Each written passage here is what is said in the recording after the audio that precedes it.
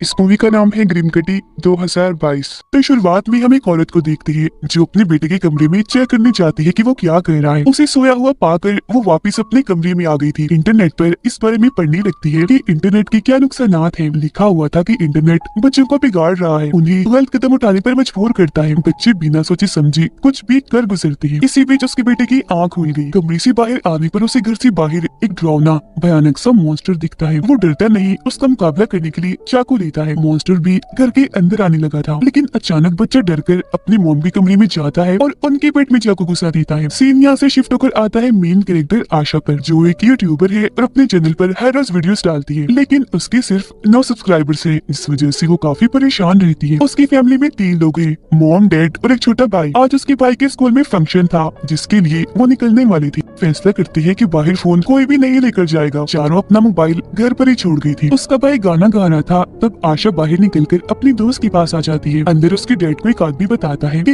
Internet पर एक monster का बहुत चर्चा है कि वो बच्चों को नजर आता है और मजबूर करता है खुद को नुकसान पहुंचाने के लिए। इस चक्कर में एक बच्चे ने अपनी मुंह पर ही चाकू से हमला कर दिया। आशा अपनी दोस्त के मोबाइल से देखती है कि उसकी वीडियोस पर व्यूज अभी भी नहीं आ रहे। बस एक कमेंट आया है वाव का, जो उसकी क्लासमेट का ही है। आशा की दोस्त बताती है कि वो लड़की काफी अजीब है, ना जाने उसका वाव का क्या मतलब हो सकता है। आशा के डैड बाहर आती है, उसे मोबाइल इस्तेमाल करते हुए देखकर नाराज होते हुए समझाने लगती है कि बेटा, ये जो तुम्हारी उम्र है ना, ये तुम्हें दोबारा नहीं मिलनी, इसे जाया मत करो। जिसके बाद ये फैमिली अपने घर आ जाती है। आशा की मॉम देखती है कि उसने अपनी आईडी पर टेंशन, डिप्रेशन जैसी चीजों की पोस्ट डाली हुई है। उसकी डैड भी इस तरह की ये चीजों के बारे में पढ़ती है, जो देख वो परेशान हो गई। तभी आशा की मॉम डैड दोनों के पास उस मॉन्स्टर की तस्वीर आती है, जो बच्चों को गलत काम करने पर मजबूर करता है। देखने में काफी भयानक था। इस वजह से दोनों अपने बच्चों को पास बिठाकर समझाते हैं कि इंटरनेट पर आजकल एक मॉन्स्टर की बातें बहुत ज्यादा फैली हुई है, जो बच्चों को नजर आकर गलत काम करने पर मजबूर करता है। ये ऑनलाइन आपको कहीं भी मिल सकता है, तो जरा ध्यान रखिएगा, इंटरनेट से दूर रहिए जितना हो सके। इसके बाद आशा अपने दोस्तों की वीडियोस देख रही थी, जो उसी मॉन्स्टर के बारे में ही बात कर रही थी, जिसका नाम ग्रिम कटी है। तब आशा भी मैसेज करती है कि हाँ, मुझे भी आज ही पता चला है इस बारे में। अब उसकी मॉम डैड की परेशानी बढ़ गई थी इंटरनेट को लेकर, क्योंकि उन्हें पता चला कि एक बच्चे ने अपना हाथ काटने की कोशिश की। वो जल्दी से इंटरनेट पर सर्च करने लगती है ग्रिम कटी, और उनके इसी डर के साथ उनके घर के बाहर कोई आ गया। अगले ही पल आशा को भी अपने घर ग्रिम कटी दिख जाता है। वो काफी डर गई, जोर से चिल्लाती है। उसकी चीख सुनकर डैड आकर उसे संभालती है। इनके घर पर फिर पुलिस आती है। आशा उन्हें बताती है कि मैंने भी ग्रिम कटी को देखा, काफी लंबा था वो, लाल लाल आंखें, बड़े बड़े दांत, बिल्कुल इस तस्वीर जैसा। वो डरावना लग रहा था। ये सुनकर ऑफिसर कहता है कि शहर में हर तरफ से मुझे इस तरह की खबरें आ रही है, और मेरा नहीं ख्याल कि मॉन्स्टर वगैरह को छू सकता है। क्या पता कोई ग्रुप तुम्हारे समेत बाकियों के साथ मजाक कर रहा हो। आशा के जाने के बाद ऑफिसर उसकी मॉम डैड को कहता है कि मेरा ख्याल है सारे बच्चे झूठ बोल रहे हैं, ग्रिम कटी के बारे में अफवाहें हैं, जो शायद बच्चों को इसलिए नजर आ रहा है क्योंकि सबने इंटरनेट को अपने जहन पर सवार कर लिया है। ये सुनकर उसके डैड गुस्से में आ गई। कमरे में जाकर आशा का लैपटॉप और मोबाइल ले लेती है। सुबह जब उसकी आंख खुलती है तो उसकी मॉम डैड का कहना था कि हम कोशिश कर रही है कि कुछ ऐसा हो, हम चारों मोबाइल लैपटॉप से दूर रहे, इंटरनेट इस्तेमाल ही न करें कम से कम एक हफ्ता। वो फिर अपने बच्चों को एक सेफ बॉक्स दिखाती है, जिसमें बिजली से बनी चीजें रखी जाती है। ये देखकर आशा के भाई को ये चीज कोई गेम लगी, तो वो जल्दी से अपना मोबाइल और लैपटॉप लाकर सेफ बॉक्स में रख देता है। आशा नहीं मानती, तब उसकी मॉम समझाती है कि जब से तुम यूट्यूबर बनी हो, परेशान रहने लगी हो, जितना तुम इन चीजों से दूर रहोगी ठीक हो जाओगी। वो जवाब देती है कि मैं कोई हेलोसिनेट नहीं कर रही थी, सच में ग्रिम कटी को देखा है मैंने। हेलोसिनेट इन्हीं जो चीज हुई भी ना हो वो नजर आई। और उसके डैड नहीं सुनती, उसका मोबाइल छीनने लगती है। जिस बीच आशा को दोबारा ग्रिम कटी दिख जाता है। वो डर गई, चीख मार देती है, फौरन वहाँ से चली जाती है। अपने भाई के पास आकर कहती है, ड्रामेबाज, मेरे सामने नाटक मत करना, मुझे पता है इंटरनेट इस्तेमाल करने के लिए तुमने इंतजाम किया होगा, निकालो अपना दूसरा लैपटॉप। उसके भाई ने सच में अपना दूसरा लैपटॉप छुपाया हुआ था, जिसमें अब ये दोनों ग्रिम कटी के बारे में सर्च करने लगती है। लेकिन उनके डैड काफी चालाक निकले, वाईफाई की तारे ही निकाल देती है। सबके सोने के बाद आशा सेफ बॉक्स को खोलने की कोशिश करती है, जो लॉक था, चाकू से खोल भी लेती है। अपना मोबाइल निकाल कर चेक करती है तो उसकी क्लासमेट के 2 मैसेजेस आए हुए थे। आशा उसे वीडियो कॉल करती है, बता रही थी कि मैंने भी ग्रिम कटी को देखा। लेकिन तब तक यहाँ उसकी मॉम डैड आ गई, जिन्हें देखकर आशा अपने कमरे में भाग जाती है। उसके डैड को पता चल गया कि सेफ बॉक्स में से आशा ने अपना मोबाइल चुरा लिया है। वो उसके कमरे में जाती है, पर आशा तो मोबाइल लेकर वहाँ से बाहर आ गई थी। क्लासमेट अपने दोस्त को भी वीडियो कॉल में शामिल कर लेती है। उसका कहना था कि एक और लड़की ने खुद को काट लिया है ग्रिम कटी की वजह से। क्लासमेट बोलती है, अच्छा सुनो मेरी बात, अभी मैं जा रही हूँ, लेकिन कल छुट्टी मत करना, जरूर आना स्कूल। इसी के साथ आशा को अपने गैराज में ग्रिम कटी दिखता है। डर कर वो भागी, तब ग्रिम कटी भी उसका पीछा करने लगता है। आशा का हाथ पकड़ के वो कट मार देता है। वो भी चाकू से उस पर हमला करके दरवाजा बंद कर देती है। तभी उसकी मॉम डैड आ गई। उन्हें लगता है कि आशा ने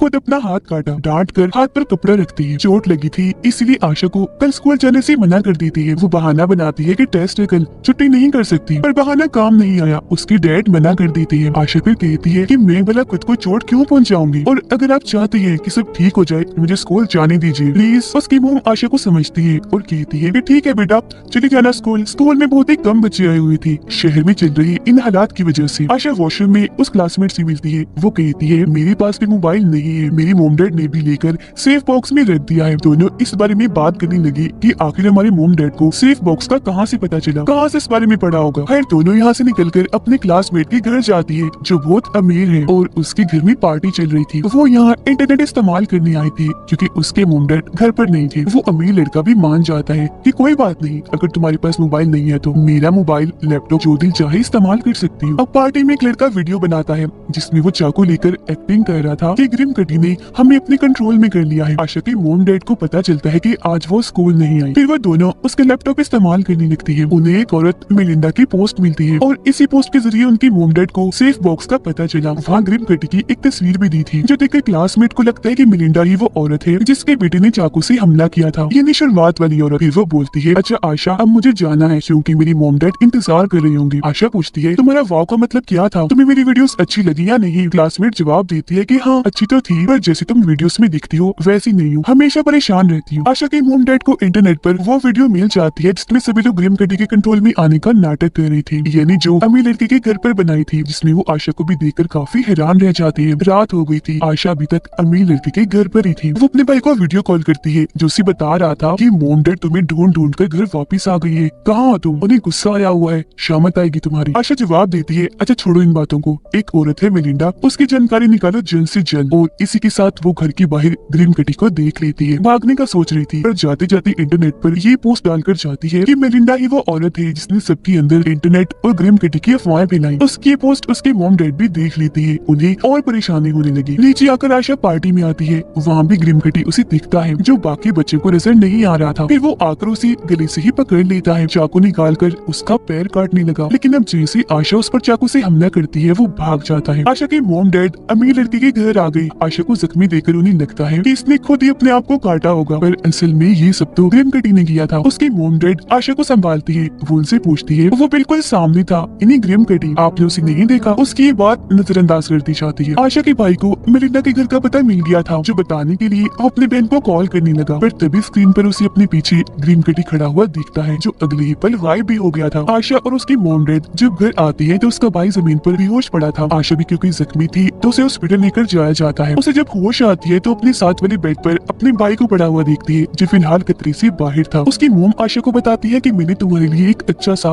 बीमार का डॉक्टर ढूंढ दिया है, जिसके बाद वो यहाँ से चली जाती है। आशा अपने भाई का लैपटॉप चेक करती है जिसमें उसे मेलिंडा के घर का पता मिल गया था। वो फिर नॉर्मल कपड़े पहनकर बाहर आती है। उसे पता चला कि क्लासमेट भी हॉस्पिटल में दाखिल है। उससे ये मिलने जाती है जिसकी टांग पर चोट थी। क्लासमेट इसे बताती है कि मुझे भी दिखा था ग्रिम कटी, उसने मुझ पर हमला करके जख्मी किया। आशा उसे बताती है कि मुझे मेलिंडा के घर का पता मिल गया है और इस बात का खुलासा करती है कि जब भी हमारे माँ बाप डरते हैं इंटरनेट के बुरे असरात की वजह से ग्रिम कटी हमें तभी नजर आता है। आशा की मोम देखती है कि वो यहाँ से भाग गई है, पर जब वो लैपटॉप पर मेलिंडा के घर का एड्रेस देखती है तो समझ जाती है कि वो वहाँ गई होगी। आशा मेलिंडा के घर जाती है और झूठ कह देती है कि मैं एक प्रोजेक्ट पर काम कर रही हूँ जिसलिए ही आपसे मिलने आई हूँ। मैंने आपकी पोस्ट देखी थी ग्रिम कटी के बारे में। मेलिंडा जवाब देती है पर मैंने तो ऐसी कोई पोस्ट नहीं डाली।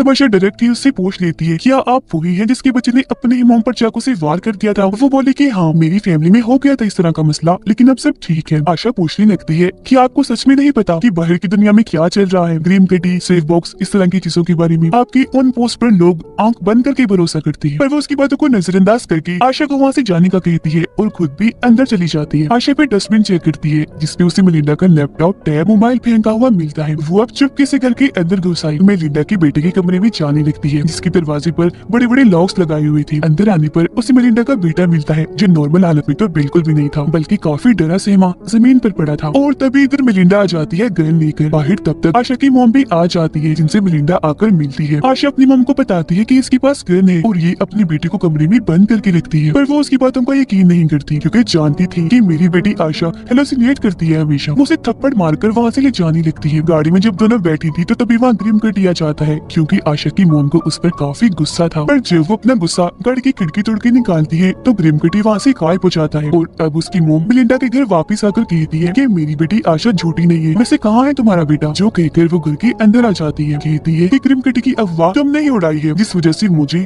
और बाकी लोगों को न जाने क्या क्या सहना पड़ा। तो मुझे सारी सच्चाई बता दो, मैं चले जाऊंगी यहाँ से। मेलिंडा बताती है मैं खुद नहीं जानती कि ग्रिम कटी आया कहाँ से। मैंने एक दिन देखा कि मेरा बेटा खुद को ही काट रहा है, बस उसको बचाने के लिए मैंने उसे लॉक करके रखा हुआ है। ये बताते हुए जैसे ही वो डरती है, ग्रिम कटी उसकी बेटी के पास पहुंच गया। आशा की मॉम जल्दी से उसकी बेटी के पास जाती है, जो हवा में लटका हुआ था, क्योंकि ग्रिम कटी ने उसे गर्दन से पकड़ के हवा में लटकाया हुआ था, पर वो आशा की मॉम को नहीं दिख रहा था। मेलिंडा फिर गन लेकर आती है, लेकिन उसका बेटा दोबारा से उस पर चाकू से वार करता है, जिससे वो नीचे गिर जाती है। चाकू से वार उसने अपनी मॉम को शांत करने के लिए किया था। अब आशा और उसकी मॉम मेलिंडा के बेटे को हॉस्पिटल लेकर जाती है। उसकी मॉम आशा को मनाती है, प्यार करती है, क्योंकि अब उन्हें यकीन हो गया था कि आशा सच कह रही है, ग्रिम कटी सच में है जो ये सब करता है और ये बात अफवाह नहीं है। क्लासमेट की दोस्त आशा को बताती है कि क्लासमेट की हालत काफी खराब है, शायद वो बेचारी बच न पाए। आशा की मॉम उसके डैड को बताती है कि हमारे बच्चे सही है, वो सच बोल रहे हैं, उन्हें कोई दिमागी मसला नहीं है। खैर तभी इधर पुलिस आकर आशा की मॉम को ले जाती है, मेलिंडा और उसके बच्चे के बारे में छानबीन करने के लिए। आशा का भाई जब हॉस्पिटल के हॉल में खड़ा था तो उसे वहाँ ग्रिम कटी दिखता है। उसे देख जैसे वो वहाँ से भागता है, आशा उसे पकड़कर कमरे में लाती है और बता रही थी कि मैं मेलिंडा से मिली थी और मुझे पता चला कि जब भी हमारी माँ बाप डरते हैं, ग्रिम कटी हमें तभी नजर आता है और हमला करता है। यही वजह है कि मेलिंडा की बेटी ने अपने ही मॉम पर वार किया था, सिर्फ उनका ध्यान भटकाने के लिए, शांत करने के लिए। और अब मैं भी जानती हूँ कि ग्रिम कटी को कैसे रोकना है। उसका भाई पूछता है कहीं तुम डैड पर वार करने वाली तो नहीं हो? अब तभी तक ग्रिम कटी आकर उसके भाई को गले से पकड़ लेता है। ये देखकर अपने भाई को बचाने के लिए आशा बाहर आती है, अपने डैड का ध्यान भटकाकर नॉर्मल करने की कोशिश करती है। उनका डर जैसे थोड़ा कम होता है, ग्रिम कटी उसके भाई को छोड़ देता है और वहाँ से उसका भाई भी भाग गया था। अब ग्रिम कटी आकर आशा को ही पकड़ लेता है। हालांकि वो चाकू से कई बार उस पर वार करती है, पर इससे कोई भी फायदा नहीं होता, क्योंकि उसे तकलीफ हो भी नहीं रही थी। वो तो आशा को अपनी जुबान तक काट के दिखाता है। तभी उसके डैड वहाँ आ गई और वो चाकू से इन पर वार कर देती है, जो देखकर ग्रिम कटी वहाँ से भाग जाता है। पर वो दोबारा से आशा पर हमला करता है, गले से उसे पकड़कर हवा में लटका देता है, जो चीज उसके डैड भी देख चुकी थी और समझ गई थी कि मेरी बेटी आशा सही कह रही थी, ग्रिम कटी है, बस वो उन्हें नहीं दिख रहा। तो अब खुद को नॉर्मल रिलैक्स करने के लिए वो खुद को एक इंजेक्शन लगाती है, जिस वजह से ग्रिम कटी उसे छोड़कर वहाँ से भाग जाता है। उसके डैड आशा से माफी मांगती है कि माफ करना बेटा, मैंने तुम पर यकीन नहीं किया, जबकि तुम सच्ची थी। तभी इधर बाकी सब भी आ गई और आशा के डैड को हॉस्पिटल लेकर जाती है। अगले सीन में हम आशा को दोबारा से वीडियो बनाते हुए देखते हैं। वो इस सवाल का जवाब देती है कि हाँ, ग्रिम कटी वापस आ तो सकता है, पर हमें सबने मिलकर उसे खुद रोकना है। हम अपने मॉम डैड पर वार नहीं करेंगे, बल्कि वो रिलैक्स खुश रहेंगे। फिर उसके डैड, क्लासमेट और मेलिंडा के बेटे की हालत में भी सुधार आने लगा, मतलब सब कुछ नॉर्मल होता जा रहा था। आखिर में वो कहती है कि बेशक आ जाए ग्रिम कटी, हम भी तैयार हैं उस शैतान का सामना करने के लिए। और इसी के साथ ये कहानी इधर ही खत्म हो जाती है।